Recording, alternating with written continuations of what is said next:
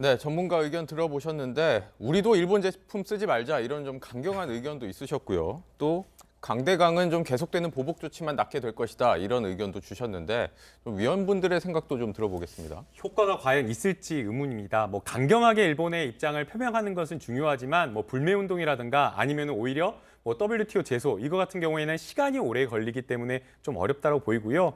이게 지금 앞서 노동일 위원님께서도 말씀을 해주셨지만 참의원 선거와 관련되어서 일본의 어떤 우익들의 어떤 맞춤형 선거 전략이다라는 점을 생각한다면 선거가 끝난 이후에는 경제 규제나 이런 것들, 경제 보복이나 이런 어떤 규제들이 사실상 완화될 가능성이 있어 보입니다. 우리나라의 어떤 지난해 12월 10일이었나요? 12월경에 있었던 강제징용 판결에 대해서 우리 문재인 정부가 해결하려고 자발적으로 기금을 마련하자라는 부분에 대해서 외무성이 일단 찬성 의견을 냈다가 갑작스럽게 돌변하면서 거부하는 어떤 그런 의사표시를 보였는데 그러한 어떤 문제 해결하는 것에 대해서는 일본 내에서도 외교를 정상화해야 된다라는 의견이 분명히 있는 것으로 보입니다. 다만 그런 것들이 결국 정치적인 어떤 문제 때문에 뒤로 미뤄지고 있는 것이고 또 2020년에 일본에서 도쿄 올림픽이 있기 때문에 도쿄 올림픽을 치르는 어떤 국가에서 상대 가장 인접 국가인 동맹 국가인 우리나라와 경제적인 어떤 전쟁을 하는 것, 통산 전쟁하는 건 기대하기 어렵기 때문에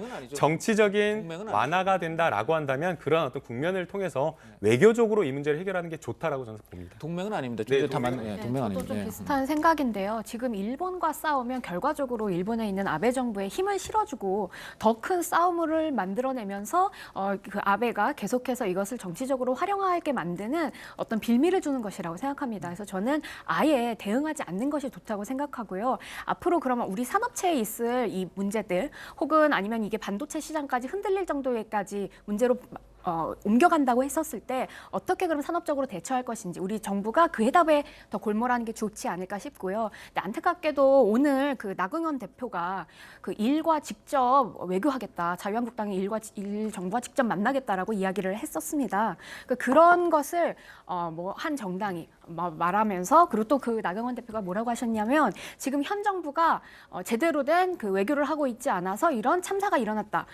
그 외교 참사다 이런 얘기도 하셨는데 그렇게 할 것이 아니라 우리 한마음 한뜻으로 이 사건에 대해서는 대응하지 않는다. 대신 산업적인 대응은 어떻게 찾아갈 것인가 이 얘기를 나누면 좋을 것 같습니다. 대응하지 않는다면 WTO 제소도 하지 말고 유감 표명도 하지 말고 완전 벙어리처럼 있자 이런 말씀을 하시는 거죠. 그런 건 아니겠죠. 네. 기본적으로 네. 우리가 대응할 건 대응하고 그와 같은 조치가 부당하다 하는 건 얘기를 하고 대사 불러서 항의도 하고 했잖아요. 네. 그렇게 했지만 정치적인 대응을 이야기하는 기본적으로 겁니다. 그 아베가 하는 것 이상으로 우리가 강경 대응할 필요는 없다는 네. 거예요. 이것은 수출 금지가 아니고 아까 말씀드린 대로 수출 절차를 그동안 간소화했던 것을 조금 번거롭게 하겠다 이 얘기지 한국에 수출하지 말라는 게 아니에요, 사실은. 근데 아무리 교수님이 그 의미를 예. 그 실제 의미가 그렇게 알려진 것보다는 작다라고 해도요.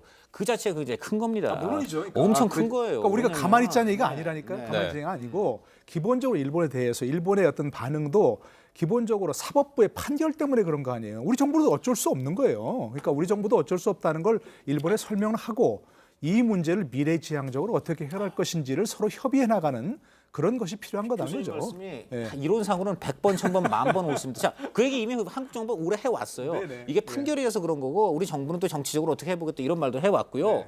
그럼 똑같이 교수님 하자는 대로 다 했어요. 일본이 하나도 안 들었습니다. 그러나 선거가 네. 끝나면 변화가 날 수 저도 있다니까. 변화갈 수 있다라고 보는 것이요. 사실은 이 강제징용 판결과 관련되어서 우리나라 정부와 일본 정부가 해결을 거의 보려고 했던 국면까지 왔었습니다. 네. 그러나 그게 되지 않았던 것이 있었고요.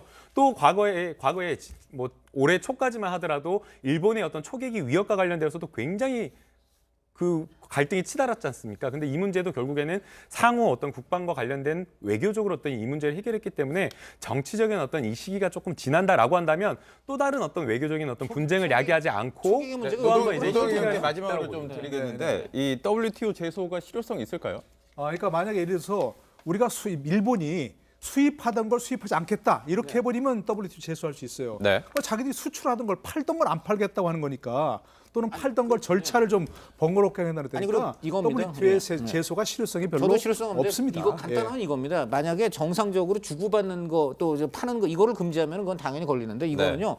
일본이 어떻게 보면 특혜를 준 거예요. 우리를 비롯한 27개국에 대해서는 다른 일반 국가의 비해서 훨씬 간소한 절차로 저 수출 수지 절차를 해준 거예요. 네, 짧게 그러니까 듣겠습니다. 그런 특혜를 없앤 거에 불과하기 때문에 법을 어긴 게 아닙니다. 단지 특혜를 주던 걸 안 주기 때문에 저는 WTO가는 솔직히 실효성이 없습니다. 네. 네.